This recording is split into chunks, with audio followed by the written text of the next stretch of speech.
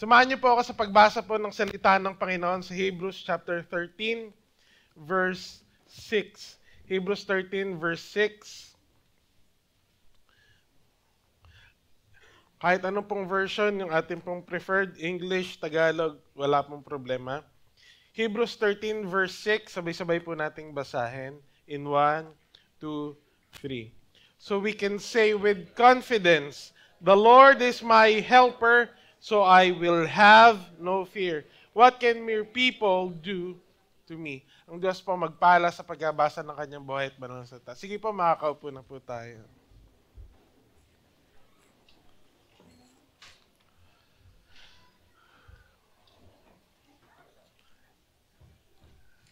Sa darating po na November 26, ayan.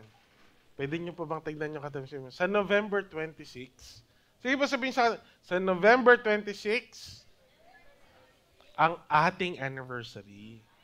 Ayan. This would be our 36th anniversary po. So sana po ay makasama po namin kayo.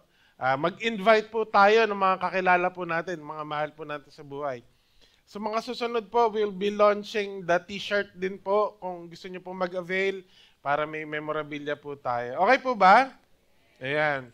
Tapos po, ayun, sana makasama po na, mag-invite po tayo. We are preparing something special po for that event.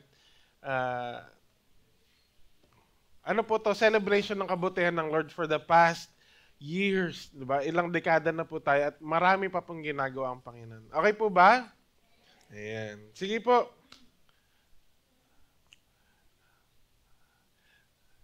Hindi ko po alam kung sino dito yung katulad po namin na tinamaan kami ng sakit, lahat po kami.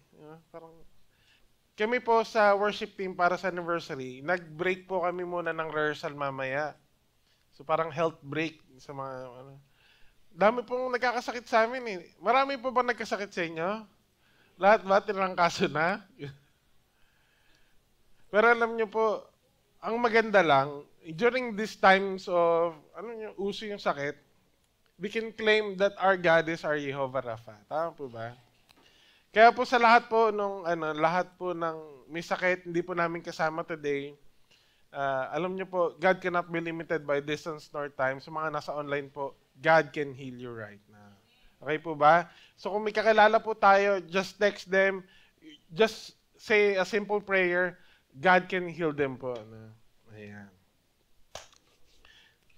Tanong lang po, no? So pagsasagot po kayo, wala pong showbiz ha.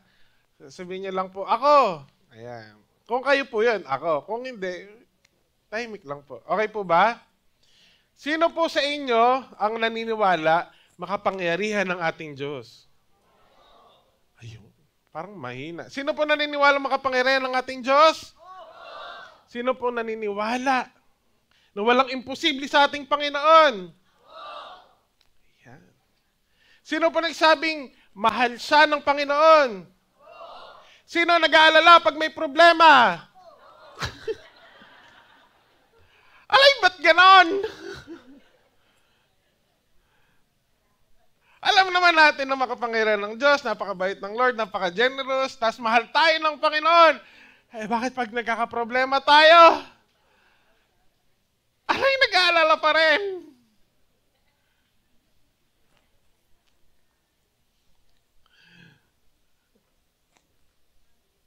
Tapos, gina-justify natin. Di ba normal naman mag-alala? Pero alam niyo po yung writer ng Hebrews, ito po yung challenge siya sa atin. Ito po yung challenge siya sa atin. So we can say with confidence, the Lord is my helper. So I will have no fear. Ngayon po umaga, i-breakdown po natin yan. Tingnan po natin, ano yung pwede natin gawin, no?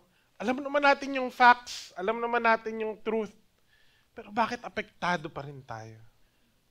Okay po ba? Tignan nyo nga po yung katabi mo. Matatakotin ka kasi.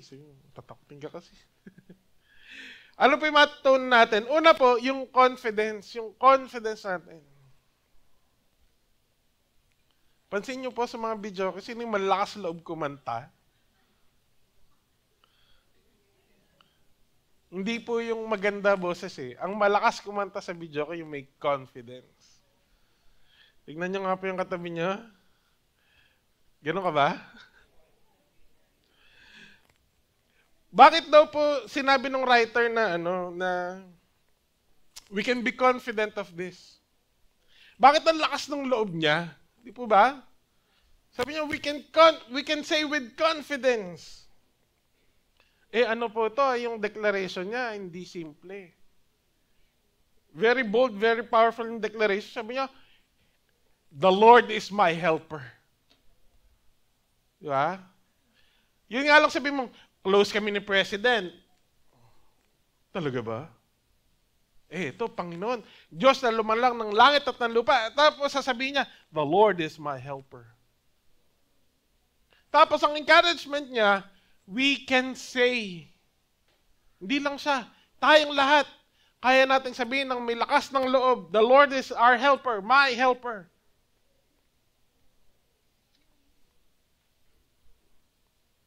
Saan po galing yung confidence niya? Hebrews 4:16, di po ba? So let us come boldly to the throne of our gracious God. Come boldly. Malakas loob.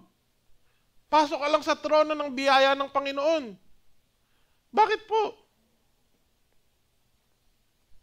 Kahapon nasa 75th birthday po kami ng isa po naming ninang, si Ninang Tessie.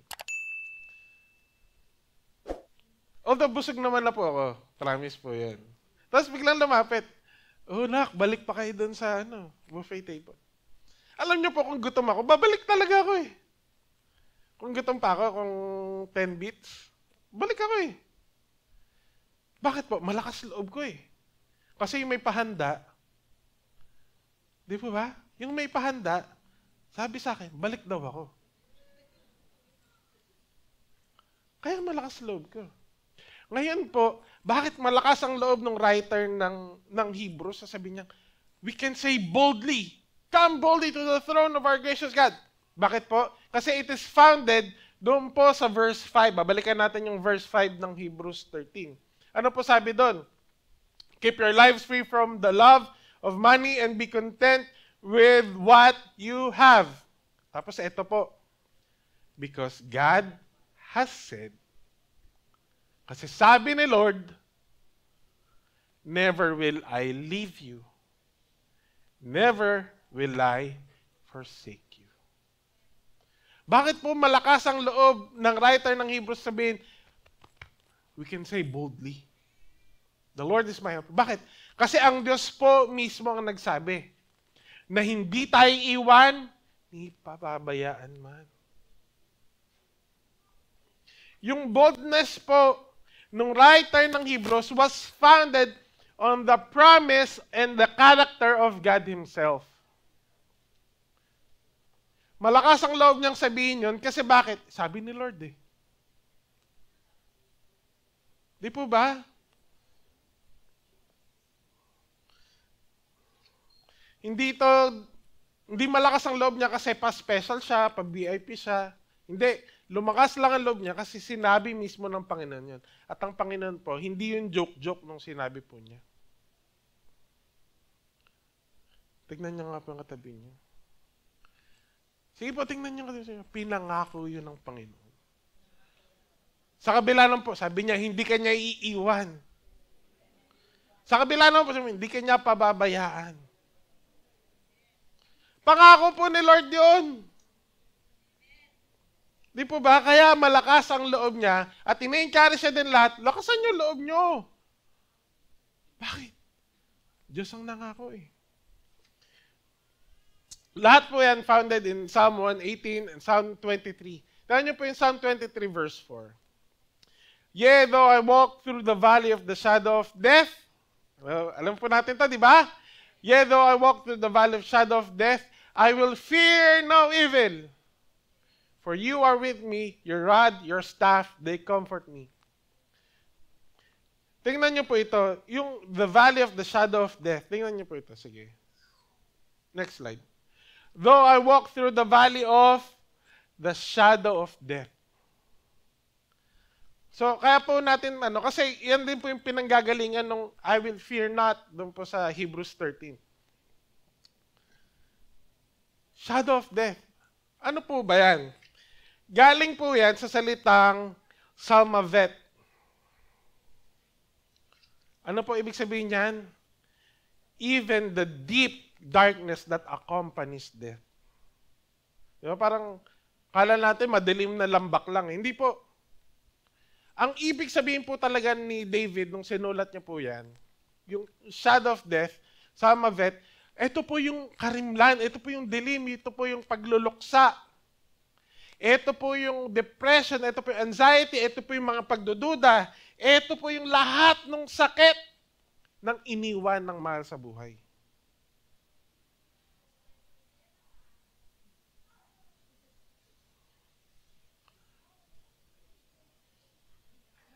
Lahat po, ewan ko po kung sino po yung nawala na yung mahal sa buhay. No? Alam niyo po yung pakiramdam na wala na yung mahal niyo sa buhay.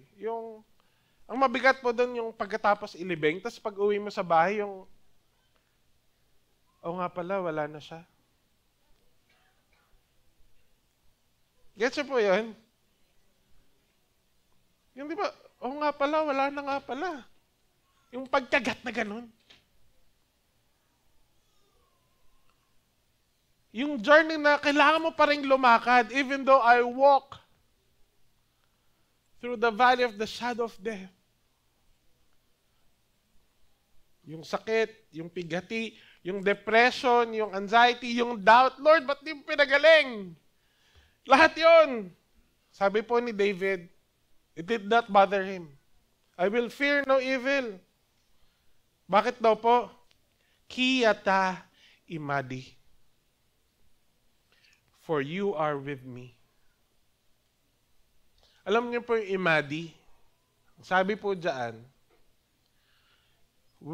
pinag-combine po yung with, tsaka to stand.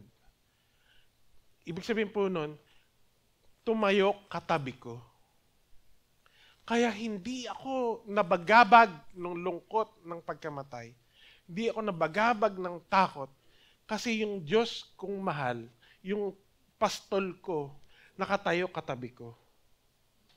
Pwede kong sandigan, pwede kong kapitan, pwede kong takbuhan anytime. Kaya si David po, buo ang loob niya. Hindi siya nabagabag ng problema. Ang maganda po doon, kasama natin ang Panginoon. Okay po ba? The Lord is standing beside us. And the Holy Spirit is living in us. Kasama natin ang Panginoon. Ba't kang matatakot?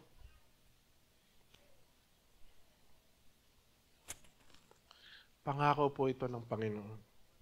Be bold and be confident in your prayers. Alam mo namang, ayon naman sa kalooban ng Panginoon, di panalangin mo nang may confidence. Lord, ano po ba? Di, lakasan mo loob mo. Nangako Panginoon di po ba? Tingnan niyo po yung katabi niya. Sige po, tingnan niyo. Lakasan mo loob mo. Okay po, ano po yung una natin? Our confidence. Tingnan niyo nga po yung katabi niya. Confident ka ba? Tingnan niyo nga po. Confident ka ba? Iba po yung confident sa arrogant, ha? Iba po yung malakas ang loob sa mga palalo. Iba po yun. Malayo na po yun. So, una po, our confidence. Pangalawa po, our champion. Yan. Ano po sabi ng writer ng Hebrews? The Lord is my... Ano po? The Lord is my helper. Sa atin po, iba yung pakahulugan ng helper, di po ba? Ano po ibig sabihin ng helper? Pag ngayon sinabi, ano po? Nanay katulong daw. Hindi naman katulong yung mga nanay. Wait lang po.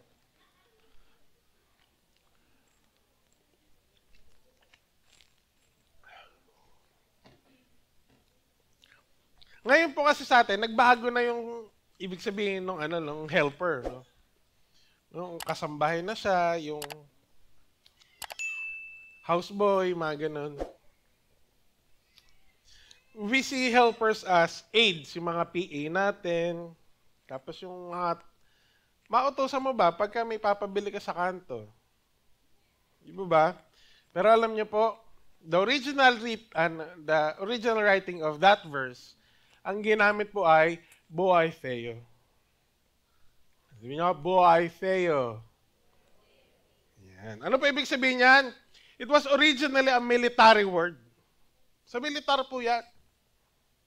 That means responding to a critical and urgent need. Yung alam niyo po yun yung sa mga palabas mo, Mayday, Mayday, man down. Tapos yung sumusugod yung SWAT, sumusugod yung mga naka-helicopter, ganun po yan. Yung pag-responde mo, dun sa tumahawag ng tulong. Ito po yan, to give aid, hindi po bukas, hindi po sa makalawa, to give aid, tulungan mo, agad, immediately. Okay po? Our God is our boaitheo. Pag tumawag ka sa oras ng pangangailangan, andun agad. Di po ba? Sa oras na nangangailangan ka, hirap na hirap ka, you can call upon the Lord. Tingnan nyo nga po yung katabi nyo. Pwede kang tumawag. Pwede mong tawagan ng Panginoon.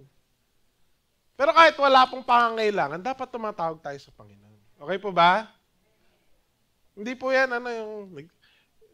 nag-iipon lang ako para pagka may kailangan na talaga ako, tsaka ako tatawag sa Lord. Hindi po ganun yan. Okay?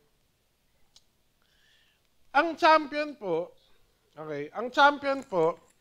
nung pong panahon nila David at nung mga medieval times, halimbawa po mag-aaway ang kaharian ng Panginay at ang kaharian ng Matungaw. Hindi na po yan magbabakbakan lahat kasi walang matitira sa kanila. Ang gagawin po nila, tatawag sila ng pinakamagaling sa barangay Panginay, kaharian ng Panginay at kaharian ng Matungaw. So, tatawagin ng Panginay si Mark. Yeah. Tapos, sa Matungaw naman, huhugot sila sa Plaridel, tatawagin nila si Janjan. Sila na lang yung magbabakbakan. Pag natalo si Mark, sakop na ng Matungaw ang Panginay. Pag natalo si Janjan, sasakupin na ng Panginay ang Matungaw. That's a champion. Pero meron pa pong isang ibig sabihin yung champion. At champion po is regarded as the preeminent, the best, the greatest, the epitome support. Ano ibig sabihin nun? Halimbawa, magkasama kami, di ba? Nakikipagtagaan kami. Nasaktan ako, hindi ako makakataga. Yung champion po would always help out dun sa nangangailangan. Siya yung pupunta dun sa nasugatan, pagtatanggol niya. Kung kailangan niyang bitbitin, sasalagin niya lahat ng mga palaso, sasalagin niya lahat ng sibat, makikipaglaban siya para yung pangangailangan ng kasama niya sa digmaan, matugunan niya, maibalik niya sa base. That is the vision. Yun po yung idea ng pagiging champion ng ating Panginoon. Yun yung idea ng pagiging helper ng Panginoon. God is my helper. The Lord is my helper. Sa panahon na sugatan ako, sa panahon na nasasaktan ako, God can carry me. Sa panahon na matigas ang ulo ko, ang Lord din ang magdidisiplina sa akin. Sa panahon na palalo na ako, mayabang na ako, lumalayo na ako sa Kanya, siya din ang papalo sa akin. God will give you not just the things that you want, no?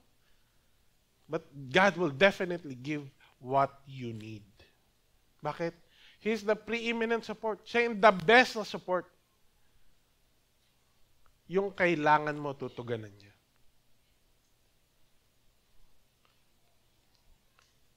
Pero alam niyo po, importante na magets natin na ang origin po nitong helper na to is found in the military times. Bakit po? Kasi po, sa isang gera, kahit napakabait mo, hindi lahat tutulungan mo. Tama po ba? Sa gera, hindi lahat tinutulungan mo. Ang tinutulungan mo muna yung mga kakampi mo. Yung kasama mo sa laban. Pag yung kalaban mo nasugatan, hindi mo tutulungan, oy, time first. May sugat. Wait lang. Hindi po ba? Pero pag yung kakampi mo nasugatan, ikaw na yung gagawa ng paraan. Tara na. Bakit po? Marami pong promises sa Bible, hindi lahat yon pwede nating i-claim. Hindi lahat ng pangako sa Biblia pwede mong angkinin na iyo. Okay po? Rules po sa homiletics hermeneutics, tignan mo muna para kanino yung pangako. Sometimes po it was intended for a specific individual. Sometimes a promise is given to the people of Israel, sa mga Hudyo lang. Pwede naman pong sa lahat, sa mga Gentiles. Pwede rin pong sa mga Christians lang, pwede po kahit kanino. Ito pong passage natin ng Hebrews 13 po is given to the Christians.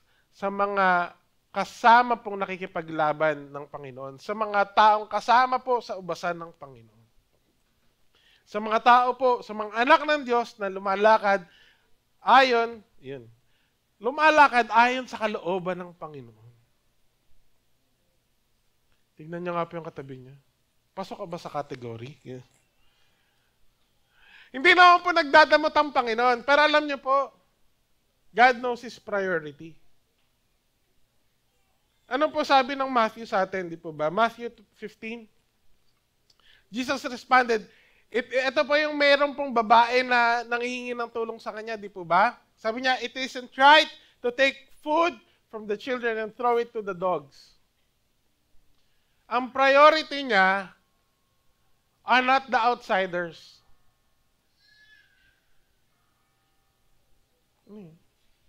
Okay.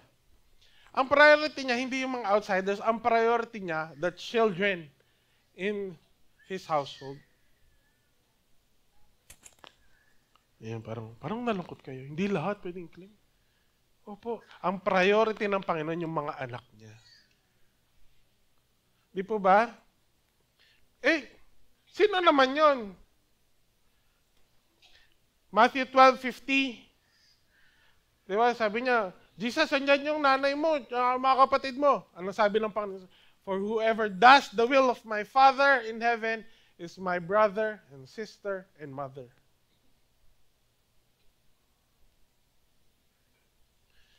Ganda pong i-claim, no? Na ang Diyos ang ating tagapagtanggol. He is our helper. Pero ang question ganito, makiklaim mo ba? But if you are doing the will of the Father in heaven, friend, church, ito po yung maganda, good news. Ikaw yung priority ng Lord na tulungan. Meron pong grace ang Panginoon. We call it common grace. Para sa lahat, believer or non-believer, meron pong common grace ang Panginoon. Meron pong blessing ang Panginoon para sa lahat. Tulad ng araw, tulad ng ulan, tulad ng hangin. Di mo kailangan maging believer para ma-enjoy yung mga blessings ng Panginoon. Pero if you want to experience the fullness of grace, the fullness of the blessings of the Lord, kung gusto po nating i-claim yung promise ng Panginoon, kailangan lalakad tayo sa kalooban ng Panginoon. Kailangan susunod tayo. Okay po ba? Hindi pwedeng claim ka lang ng claim. Kabig lang ng kabig. Hindi pwede. Tingnan niyo nga po yung katabi niyo. May trabaho ka din. May gagawin ka din. Okay po ba? Generous lang po talaga ang Panginoon para sa lahat. Pero if we want to experience yung kabuuan ng pagpapala ng Panginoon, we have to do His perfect will.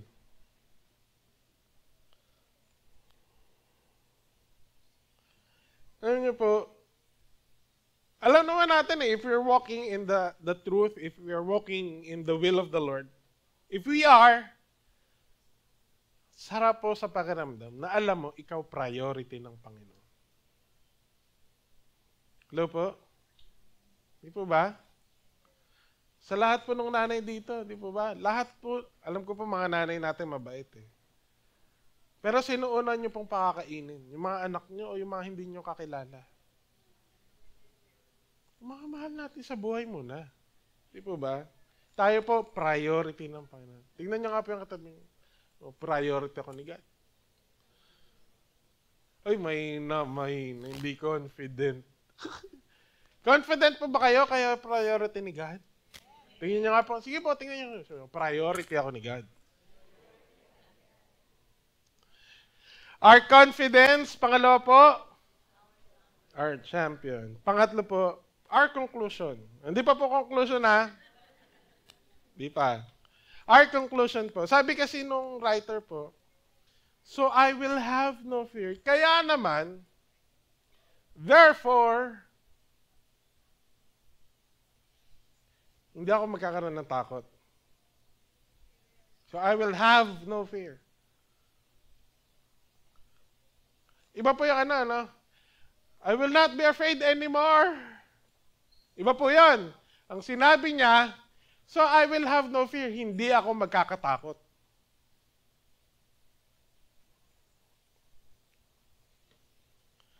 Tingnan niyo nga po yung katabi niyo.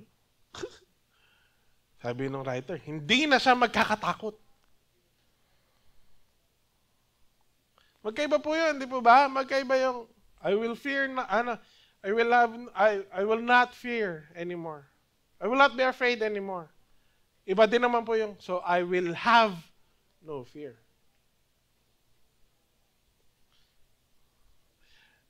Ito pong writer na to, nakagawa siya ng napakagandang conclusion. Out of the insight na binabasa kanya ng Panginoon. Alam ko, kasama ko ang Panginoon. Di niya ako iwan, ipababayaan man. Kaya ko confidently sabihin, I'm walking in the light of God, in the will of God. Kaya ko sabihin, the Lord is my helper. Kaya naman, kasi po, nakagawa siya ng conclusion, nakagawa siya ng resolution. Meron siyang natutunan, meron siyang nasalo mula sa Panginoon, tapos gumawa siya ng conclusion niya. Gumawa siya ng desisyon, ng resolution niya. Kaya naman, galing dito sa natutunan niya mula sa Panginoon, gagawa siya ng conclusion niya. Kaya naman, hindi na ako matatakot. And this po is a great trait to have. Pag may nasasalo po tayo sa Panginoon, kailangan gagawa tayo ng desisyon sa dulo. Pag nakarinig po tayo ng mga kanta, pag nakarinig po tayo ng mga sermon, pag nagko-quiet time po tayo, hindi pwedeng nabasa mo lang, nadinig mo lang. Ang maganda pong hobby, kumbaga, isang magandang exercise o magandang gawi na gagawin po natin, pag may nasalo tayo mula sa Panginoon, gagawa ka ng desisyon. Lord, ito yung nasalo ko, kaya mula ngayon, ito nang gagawin ko.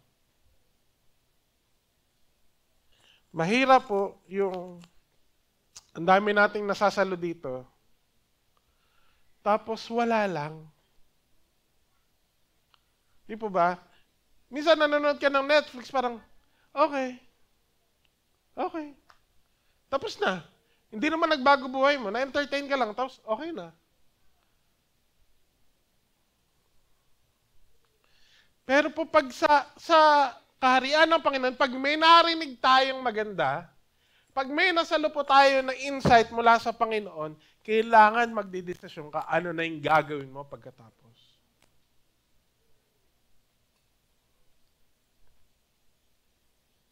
Sayang po kasi opportunity para tayo lumago.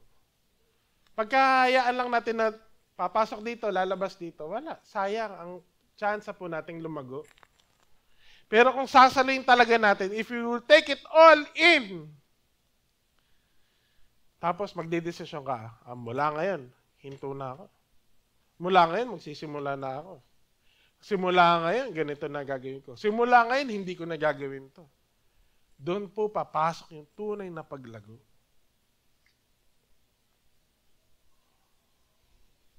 Ngayon po, nasalo natin mula sa Panginoon. Kasama natin siya. Standing with us. Boy Theo, the champion.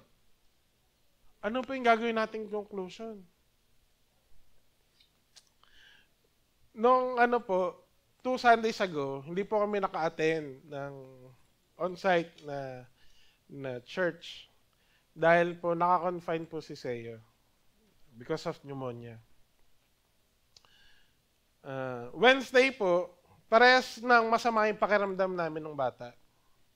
Pero pumasok pa po siya, ako po, nandito pa sa church, ginawa pa po ako, nag-edit pa po ata ako nun. Tapos may klase pa ako sa hapon. So nung hinatid ko po yung mga bata, inuwi ko po, ng tanghali. Sabi ko sa asawa ko, sabi ko kay Eileen, sumapakiramdam ko. Sakit ulo ko, parang lalagnatin ako. Tapos si Seo po, medyo parang umiinit na, parang may sinat-sinat na. Sabi po sa akin ni Eileen, anong oras ba klase mo? Sabi ko, 4:00 pa. Diyan ka na lang, magpahinga ka muna, matulog ka muna. Pagising ko po, yes? Ayan. Pagising ko po, nilalagnat na talaga ako. Yung anak ko din po, nilalagnat na. Pero sabi ko, sige, tuloy ko na yung klase ko. Tapos magdamag po, nagtuloy yung lagnat niya, naming mag-ama. Thursday po, hindi na siya nakapasok. Nagpa-check up na po kami. Tapos po yung bata, kilala nyo naman po si Seo. Pag nakalusot sa inyo, nandito na yun, nagsasayaw na dito yun. Masigla po talaga.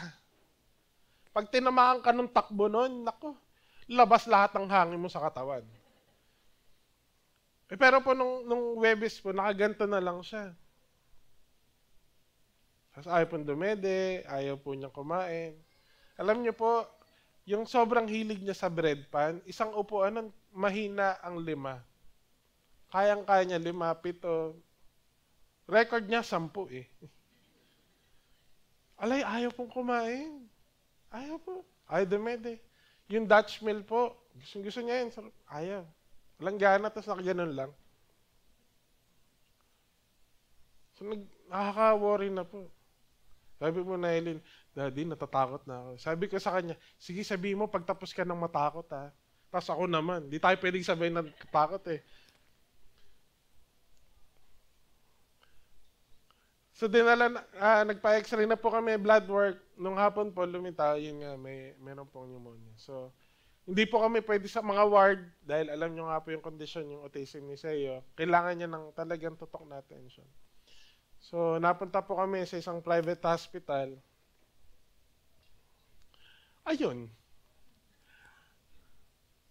So, ako po at the time, nasa hospital na kami, may trangkaso din po ako. 2 yung pinupunasan ni Eileen na Si Seo lang po yung nakaswero. Ako, parang naka-confine din.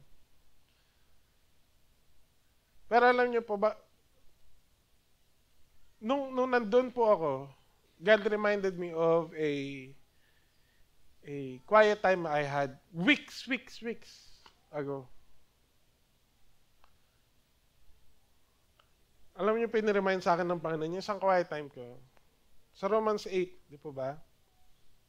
And we know that all things work together for good to them that love God, to them who are called according to His purpose. Grabe.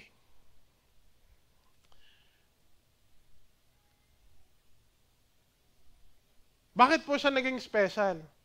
Kala ko ba maganda mangyari sa inyo? Ba't ka nagkasakit? Ba't nagkasakit yung anak mo? Ba't ganito, ganyan? Ba't magastos?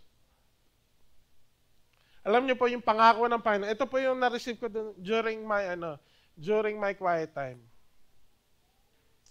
Hindi naman po pinangako ng Panginoon na lahat magiging okay. Hindi lahat ng dadating sa akin ay okay. Hindi lahat ng dadating sa atin ay good. May panahon talaga na masasaktan tayo, magkakasakit tayo, darating pagkakataon na iiyak tayo at malulungkot tayo. He did not promise that everything is good. Ang promise ng Lord that all things work together for good. Magkakapatong-patong para sa ikakabuti. Even the most heartbreaking thing that can happen in your life, God can use it to build you up. Yun yung pangako ng Panginoon. And that is where I drew strength from. Alam ko, in the worst case, may gagawin pa rin ang Panginoon.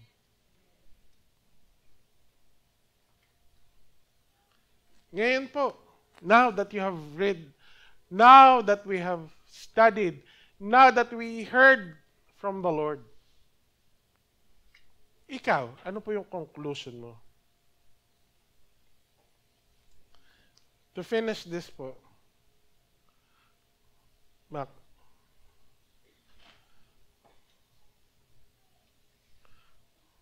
okay lang po ba? Tatapusin natin. Fill in the blanks.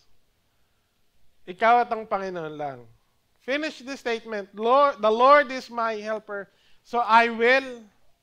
What is your conclusion? Yung writer po ng Hebrew, sabi niya, so I will have no fear. Ikaw, anong conclusion mo? Pwede po ba tayong tumayo ngayon pong umaga na ito?